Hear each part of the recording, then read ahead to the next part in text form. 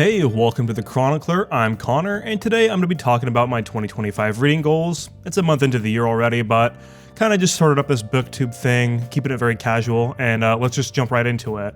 So I like to keep my reading restrictions for the year pretty loose. Really just got back into reading last year, but I find that if I have too tight of constraints about what I read, it won't really make me excited to read, because I like sometimes just jumping onto a random book or something. I'm kind of the same way with how I play video games. I have a general outline, but sometimes I just feel like hopping on something else. So I like to vary genre and book length. That's kind of something that helps me keep things fresh. If I'm reading really big chunky books, I often like to refresh myself by reading something a lot shorter. And in January of this year, I've already kind of kept that trend up by reading a book I'd consider a pretty long book with Ashes of Man, the 5th Sun Eater book. Then I went to something shorter with Blood Over Brighthaven, still around 100,000 words. And then I went to something a lot shorter with Elder Race by Adrian Tchaikovsky, which I think is around 40k words. So I want to kind of keep that trend up where each month I'm varying what I'm reading in lengthwise and genre quite a bit to help keep things fresh for me. As far as quantity of books is concerned, I like to set a very attainable goal, and I will probably blow past this very easily, but I don't want to have this big goal that seems unreasonable and just kind of read books for the sake of hitting that quantity goal. There's no reason to do that in my opinion. So my book goal for the year is 15 books. I expect to easily go right past this. Last year I think I read 27 books and I didn't really start reading until March or late February. So I've already read 3 books this year, so I'm on great track to blow way past this. And there's generally, for this video, just some authors and series that I'm going to lay out that I want to target this year. I'm not going to be really mentioning any like one-off books, just standalones, more so series or an author's just catalog, so I can pick from something from there that I feel like picking up at the time when I get to it.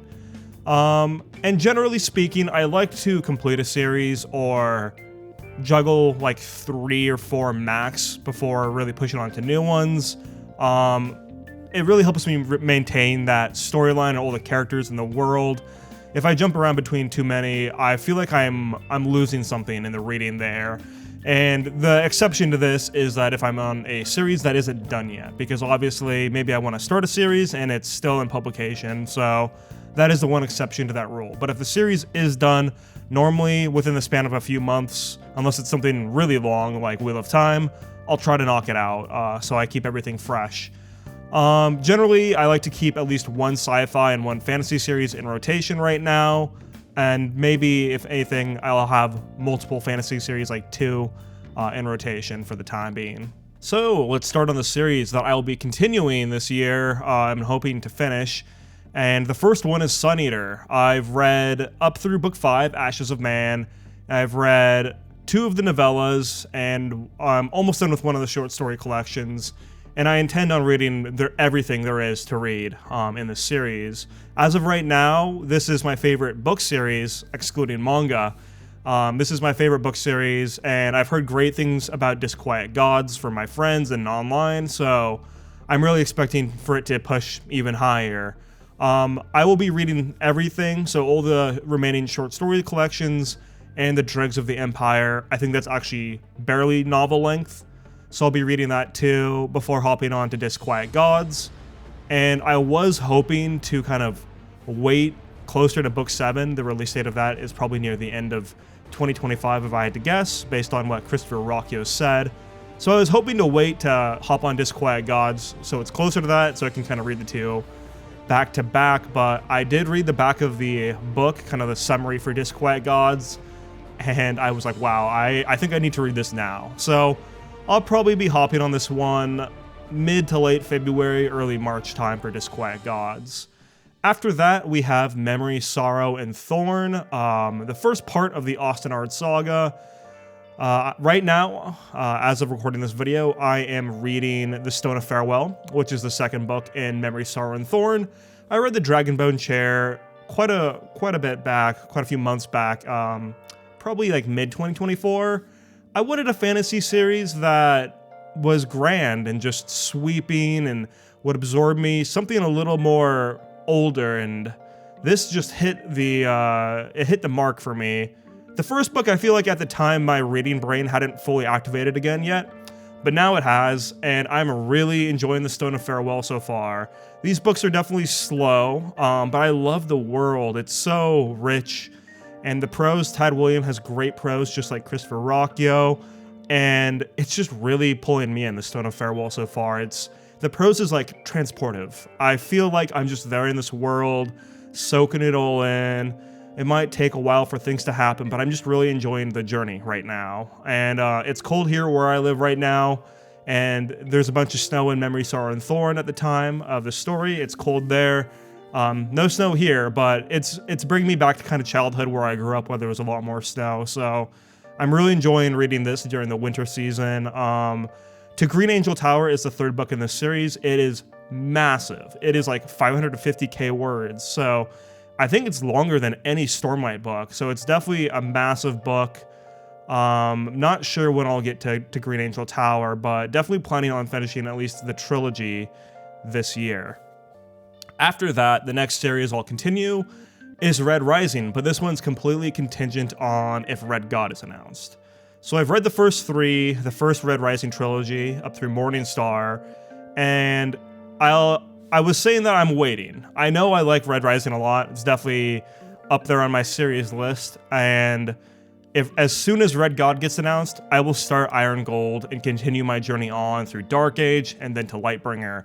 I want to be fresh on the back half of the series when the series ends. So looking forward to that. I've got a lot of my friends on the Red Rising series lately. One of my friends, I told her, hey, wait, we can read Iron Gold together. She's like, no. I've got it checked out from the library already. She just finished the first trilogy, so she's going to be pushing through onwards without me, but looking forward to continuing my journey with Darrow and all the other cast members there. Next up on the docket is Murderbot. I have read the first two Murderbot books. They're novellas. They're quite short, like 3-ish hour-long reads. I like them. I wouldn't say I love Murderbot. Murderbot was kind of my palate cleanser for a bit of 2024, where I would read it between big books, and I feel like I'm doing a little bit of disservice to the series by reading it in this way. I don't know like the span of time these books was published over, but I feel like I might just jump in and push through a bunch of these at once, because there's a lot of character inward thinking with this character Murderbot, and growth for him, and I feel like by spreading it out like I am, maybe I'm doing some disservice to this series. I am curious to see if Martha Wells continues Murderbot beyond where it's at right now. I know there's some full-length novels in the series, but I will probably read at least 2 more to see how I still feel about the series. There's nothing that makes me want to DNF this right now. It's just not something that is super high on the priority list. Out of everything I'm continuing, this is at the bottom. So we'll see if I get to any more of these this year. Hopefully I'll find the time to do it. Next up, we have some series that I'm interested in starting. Not guaranteed I'll get through all of these, but I've kind of prioritized them. At the start, we'll go to books or a series that I'm really interested in getting into. And towards the end of it, there'll be ones that maybe I'll get to if I have time. The number one item here is Dandelion Dynasty. There seemed to be a lot of interest in this series lately, and that's great. I'm happy to see that Ken Liu's getting some love. Just kind of the premise of this series, that it's covering this very long span of period for this dynasty. It's interesting to me, and as a half-Asian guy, I really love Asian fantasy. So I'm super interested to check this out. I know people have said that the first book kind of reads like a history book, and it sounds for like a lot of people, the second book, I think that's The Veiled Throne. That's where the series really kicks in, and I think a lot of people say that's their favorite book. And then the third and fourth book, it sounds like were originally one book, but I think that would have been like 750k words if they were actually published in that way. So I'm really looking forward to seeing what this series has in store for me. I think it's grimdark also, so really looking forward to that. Next up is the Shadow of the Leviathan. That starts with the Tainted Cup. I'll probably hop on this one in the next few months because the second book in the series is coming out soon. I heard a vague premise for this one, and it kind of reminded me a little bit of Pacific Rim or Evangelion, which are two things that I love. Eva being one of my like pantheon of old timers. So it reminded me reminded me of those just in the way that there's kind of this time period cycle where a big kind of like monster or something will come at every X amount of time. And I've heard this one is there's like fungus. There's a lot of like fungal people or such. So definitely interested in checking this one out. I could be totally off the mark on the premise as far as like relating this to Eva and Pacific Rim, and we'll see what it's actually like when I dive into it. But I'm definitely curious on getting this series a try. Also seems like something that's pretty popular. Believe this is written by Robert Jackson Bennett, and he has 2 other trilogies that I'm also interested in checking out, with the Divine Cities trilogy and then the one that begins with Foundryside. Not sure what the name of that whole series is. After that, I have Pines. I think it's Wayward Pines, actually, for the whole trilogy by Blake Crouch. These are shorter books, and they are not like science fiction fantasy. They're more thriller mystery. I haven't read any of Blake Crouch's books yet. I think this series did get adapted into a TV show, and he's written things like Dark Matter that have also been adapted into TV shows. So I want to check this one out. And I'm originally from the Pacific Northwest, and this kind of seems to strike the vibe of home for me as far as big forests, a lot of pine trees and such. I love Alan Wake, other mystery games and thriller games or movies. So this seems like something I'll really enjoy, and looking forward to giving that one a shot. After that, I've got a manga series, and that's 20th Century Boys. I used to be just mainly a manga reader, and it's actually been a while since I've read a manga series. I keep up on Chainsaw Man, but that's about it for right now. So 20th Century Boys is something I'm really looking forward to diving back into, because I've started the series. I think I got like into the 3rd omnibus, I think, but I have all the omnibuses, including 21st Century Boys. So I really want to get through this manga series this year. I really like what I've read so far. Not sure. I think I fell off because I had the first 3, I read them, and then I was waiting for 4 to come in the rest of the series, and I kind of put it down and didn't come back. So definitely looking forward to talking about some manga on this channel, because I love manga, and it's been a while since I've really pushed through a new series for myself. After that, we have The 12th World. This is by an author who worked on the big Skyrim mod. I think it's called like Endariel. And he's also writing the new Gothic game, I believe, the remake of Gothic. So definitely curious on checking this one out. I believe the first book's called The Dreams of the Dying. And from what I know, the second book, The Cure for Living, I think, is coming out this year. This seems to be what like the vague estimates are. And if I heard right, I think the second book actually got split into 2 books. So I'll be curious on checking this series out. Relatively unknown on this series. Some people I like Patrick Leo, said this is good. And the cover and everything and the vague premise from what I know seems interesting to me. I like going into things like this not knowing a ton, honestly, because it's just fun to dive into something new and experience it along the way. Sometimes if you know too much about something like a book or a movie, you'll start setting up expectations for yourself, and if the book doesn't hit those expectations or things you think might happen, you might be let down. So diving into this kind of blind to see how I like it, and hopefully I like it a lot. The next one for a series that I'm interested in getting into is Vampire Hunter D. These are light novels, Japanese light novel series that have been getting translated. I think they might have been translated a while ago, but they've been being put into omnibuses and published in the English language. So I have a few of these, and I really want to dive into them. I love Vampire Hunter D Bloodlust. That's one of my favorite standalone anime movies, and I just wanted more of that world and that character of D. So this I will probably plan on hitting around Halloween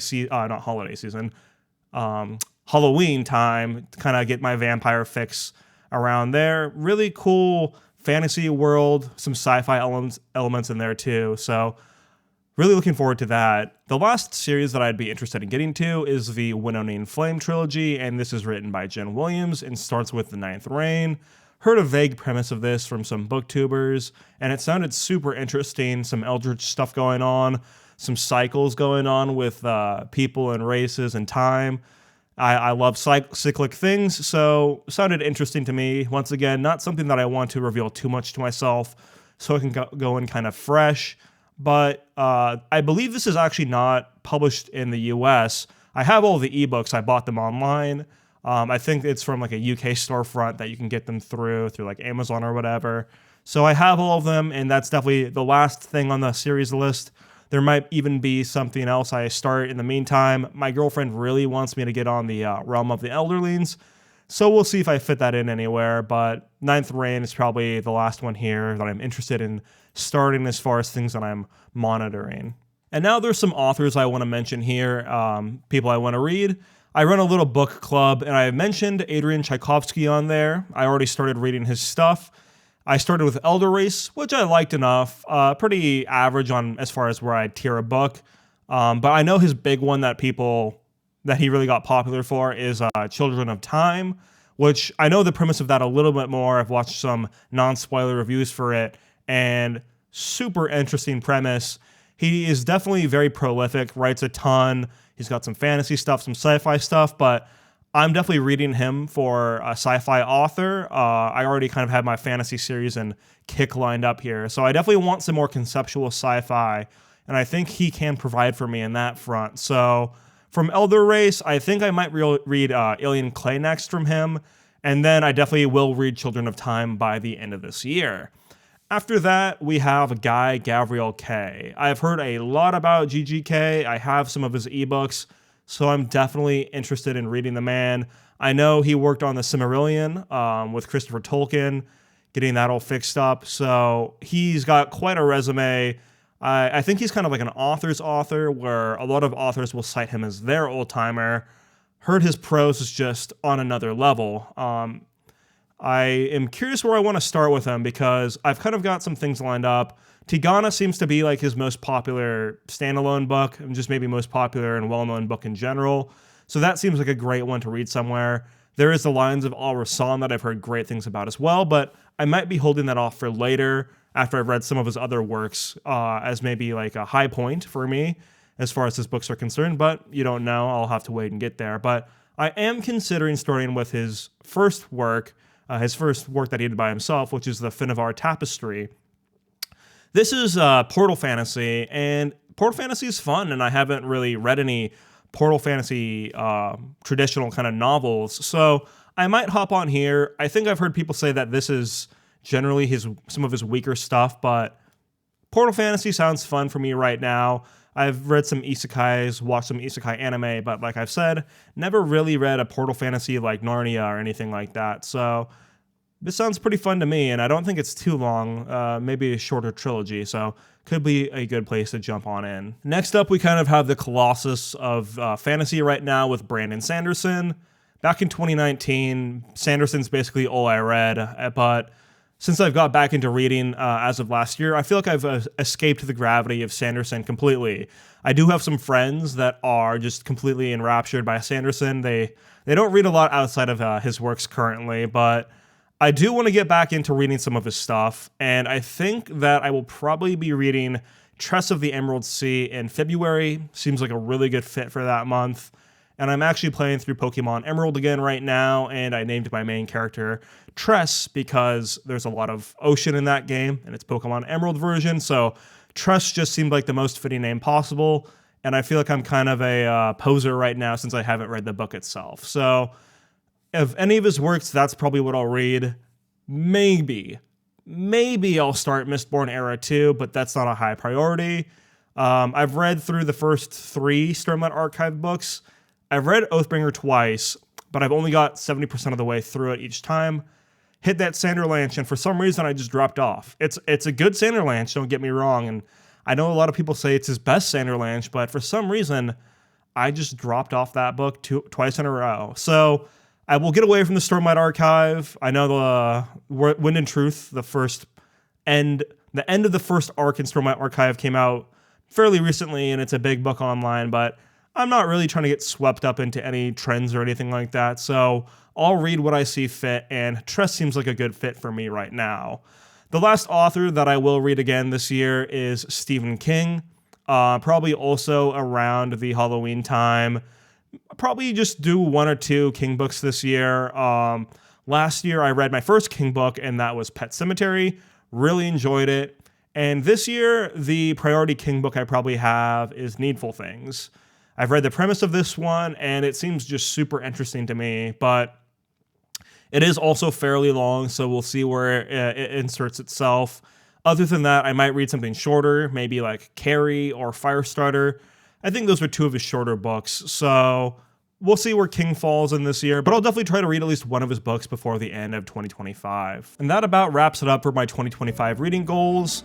I guess I planned things out a little bit more than I thought, but I feel like I'm giving myself enough wiggle room to be comfortable. Some of these series that I mentioned I might not even get around to or finish, but they're on here for me to monitor, and this video is also for me too to kind of look back at the end of the year and see, hey, what out of my goals did I accomplish? What did I maybe not like as much as I thought I would have or had planned on starting? So we'll see where things fall. Let me know what you think about these goals for 2025 in the comments down below, and if you want to see what else I read this year, please subscribe. It helps the channel grow, and have a good one. Later.